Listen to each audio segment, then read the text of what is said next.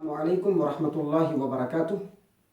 بسم اللہ الرحمن الرحیم والصلاة والسلام علی رسولہ الکریم وعلی آلہ وصحبہ اجمعین ومن تبعہم بإحسان الی یوم الدین، اما بعد فاعوذ باللہ السمیع العلیم من الشیطان الرجیم من ہمزہ ونفخہ ونفثہ۔ بسم اللہ الرحمن الرحیم ومن یعش عن ذکر الرحمن نقید لہ شیطانا فہو لہ قرین۔ معزز سامعین کرام، اس سے پہلے کے نشست میں ہمارے سامنے ایک سوال آیا تھا کہ جنات انسانوں کے جسم میں کیسے داخل ہوتے ہیں اور جنات انسانوں کے جسم میں داخل ہو کر کے کیسے پریشان کرتے ہیں۔ قرآن و حدیث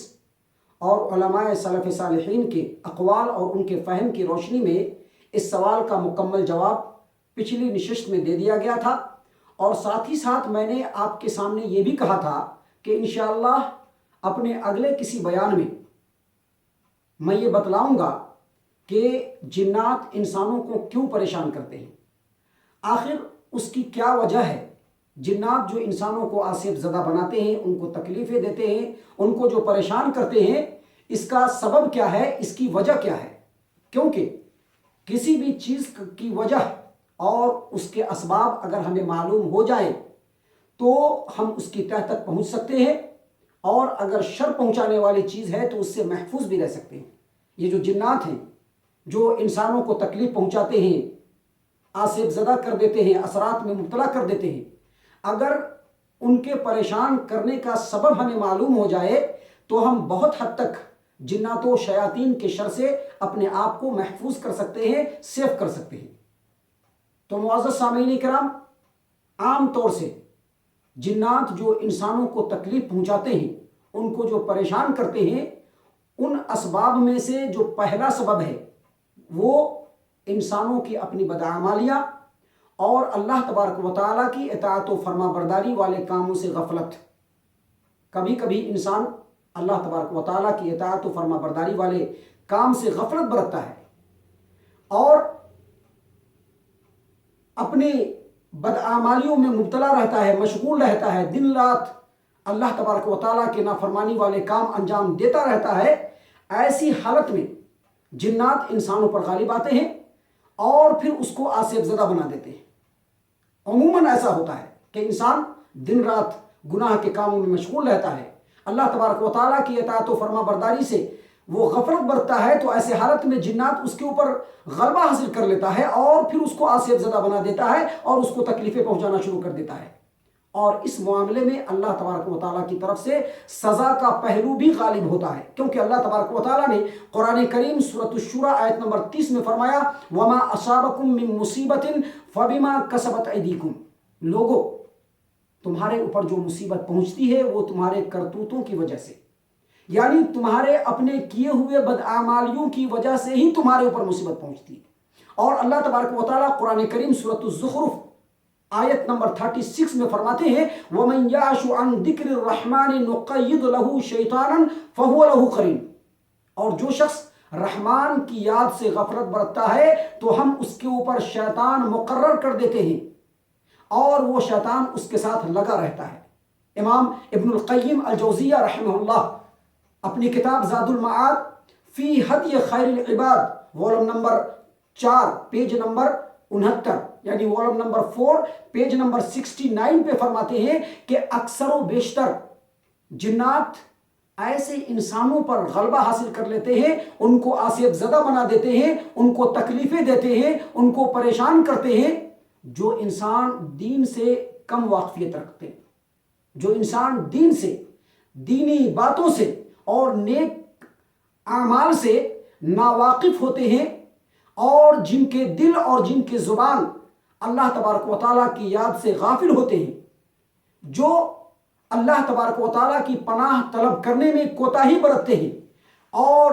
نبی اکرم صلی اللہ علیہ وسلم کے اذکار اور آپ صلی اللہ علیہ وسلم کے جو وظائف ہیں ان سے بے تعلق رہتے ہیں، ایسے انسانوں پر جنات عموماً غلبہ حاصل کرتے ہیں اور ان کو آسیب زدہ بنا دیتے ہیں، ان کو تکلیفیں پہنچاتے ہیں۔ گویا خبیث جو جنات ہوتے ہیں ایسے انسانوں پر ہی غلبہ حاصل کرتے ہیں جو مسنون اذکار و وظائف جو ایک مومن کا ہتھیار ہوتا ہے ان کو چھوڑ دیتے ہیں،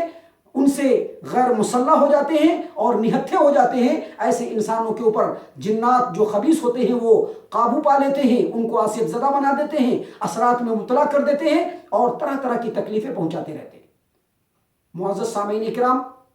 جنات جو انسانوں کو تکلیف پہنچاتے ہیں،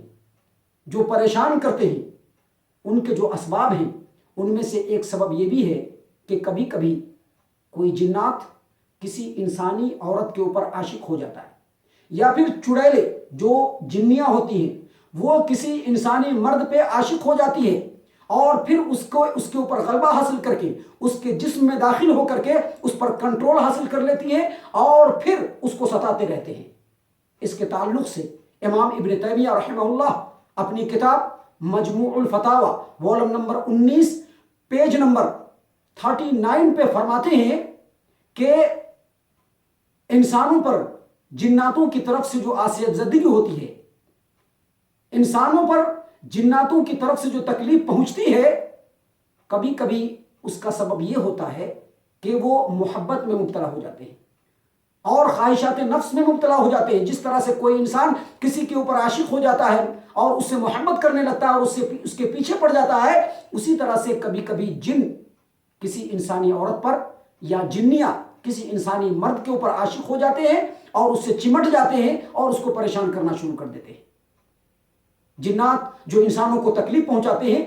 ان کے جو اسباب ہیں ان میں سے ایک بڑا سبب یہ بھی ہے کہ کبھی کبھی لا علمی میں انسانوں کی طرف سے نادانستگی میں جناتوں کو تکلیف پہنچ جاتی ہے اور جنات بدلہ لینے کی غرض سے اس کے جسم سے چمٹ جاتے ہیں اور بدلہ لینا شروع کر دیتے ہیں۔ اس کی واضح ترین مثال امام ابو بکر الجزائری، ان کا آنکھوں دیکھا واقعہ جس کو انہوں نے اپنی کتاب عقیدۃ المومن میں ذکر کیا ہے۔ عقیدۃ المومن پیج نمبر 229 229 اور 230 نمبر کے پیج پر وہ اپنا آنکھوں دیکھا واقعہ بیان کرتے ہیں کہ میری ایک عزیز بہن جس کا نام سعدیہ تھا، ہم لوگ چھوٹے چھوٹے تھے، ایک بار ہم لوگ اپنے گھر کے صحن میں جمع ہو کر کے کھجور کی سوکھی ہوئی لکڑیوں کو جمع کر کے گٹھڑ بنا کر کے چھت پہ پہنچا رہے تھے۔ ہماری بہن جو سعدیہ تھی وہ ہم سے عمر میں ذرا بڑی تھی، وہ چھت کے اوپر تھی، نیچے وہ رسی پھینکتی، ہم لوگ اس میں باندھتے اور اٹھا کر کے وہ چھت پہ ایک کونے میں ڈالتی۔ اچانک ایک بار ایسا ہوا کہ لکڑی کا جو گٹھڑ تھا وہ ذرا بھاری ہو گیا اور میری بہن جو سعدیہ تھی اس کو کھینچ نہ سکی۔ نتیجہ یہ ہوا کہ رسی اس کے ہاتھ سے چھوٹ کر کے گرا، رسی اس کے ہاتھ سے چھوٹ گیا اور گٹھڑ جو زمین پر گرا، اتفاق سے وہاں پر ایک جن براجمان تھا اور ٹھیک اسی کے اوپر آ کر کے گرا، جس کی وجہ سے اس کو تکلیف پہنچ گئی۔ یہ خبیث اس نادانستگی اور لا علمی کی تکلیف کی وجہ سے اس کو جو نادانستگی میں اور لا علمی میں جو تکلیف پہنچی، اس کا بدلہ لینے کے لیے وہ ہر دن رات میں جب میری بہن سو جاتی، محو خواب ہوتی، تو آ کر کے وہ اس کے جسم پہ سوار ہو جاتا، اس کے گلے کو اس قدر زور سے دباتا کہ وہ تکلیف کے مارے ایڑیاں زمین پر رگڑنے لگتی اور جب تک وہ ادھمری نہ ہو جاتی تب تک وہ نہیں چھوڑتا تھا۔ معزز سامعین اکرام،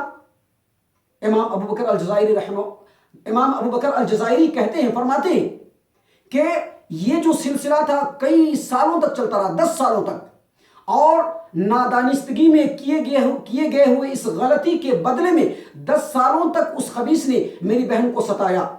اور ایک دن میری بہن کی زبان پر اس نے یہ اعتراف بھی کیا، اقرار بھی کیا کہ فلاں دن جو مجھ کو اس نے تکلیف پہنچایا تھا اس کا میں بدلہ اس سے لے رہا ہوں۔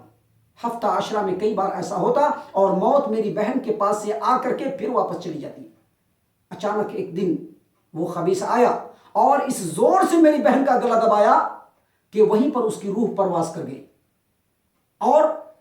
پھر وہ ہمیشہ ہمیشہ کے لیے ہم سے جدا ہو گئی۔ اللہ تبارک و تعالیٰ اس کی مغفرت فرمائے، آمین۔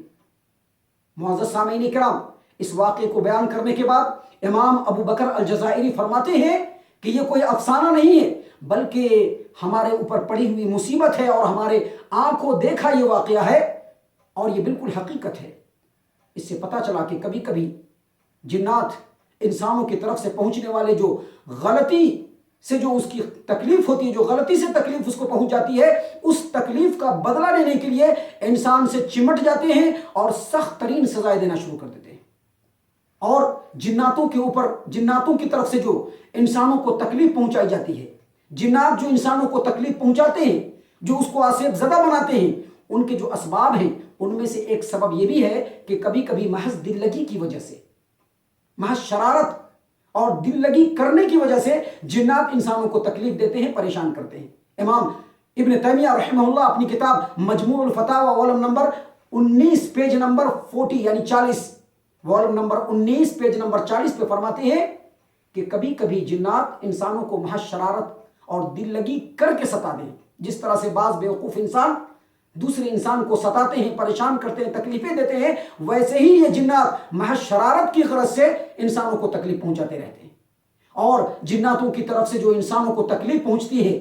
جو اس کو آسیب زدہ بنا دیتے ہیں، اس کے اوپر غلبہ حاصل کر کے ان کو ستاتے ہیں، پریشان کرتے ہیں، دیوانگی میں مبتلا کر دیتے ہیں، ان کے جو اسباب ہیں اس میں سے جو 5واں سبب ہے وہ یہ ہے کہ کبھی کبھی جادو کی وجہ سے بھی جنات انسانوں کو پریشان کرتے ہیں۔ اور اس کی شکل یہ ہوتی ہے کہ کسی جادوگر کو کوئی خاص آدمی کسی انسان کے اوپر جادو کرنے کے لیے کہتا ہے، اور یہ جادوگر اپنے جادوئی عملیات کے ذریعے سے جن کو اس انسان کے پاس بھیج دیتا ہے، وہ جن اس انسان کے پاس جاتا ہے